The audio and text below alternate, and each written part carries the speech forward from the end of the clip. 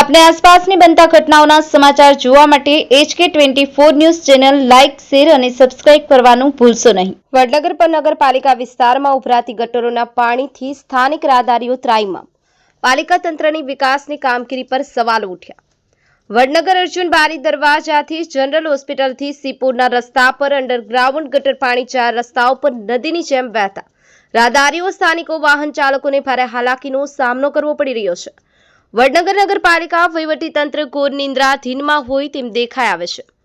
વડનગર સીપુર જવાના રસ્તા પર મોટા ખાડા પડી ગયા છે, જેના કારણે રાહદારીઓ અને વાહન ચાલકોને વારંવાર નાના મોટા અકસ્માત પણ સર્જાય છે।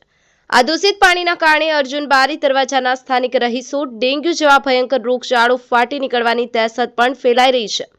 આ રોડ પર આશાપુરી માતાજીનું મંદિર પણ આવેલ છે, જ્યાં નવરાત્રીના પર્વને લઈ દર્શનાર્થીઓ દર્શન કરવા આવે છે। જેઓને પણ આ દૂષિત પાણીના કારણે દર્શનાર્થીઓને પણ દૂષિત પાણીમાંથી પસાર થઈ અને દર્શને આવવા મજબૂર બન્યા છે। ત્યારે હવે વડનગરના જાડી ચામડીના સત્તાધીશો કુંભકર્ણની નિંદ્રામાંથી ક્યારે જાગશે તેવા અનેક સવાલો સ્થાનિકો ઉઠાવી રહ્યા છે। Bureau report HK24 news, Vadnagar.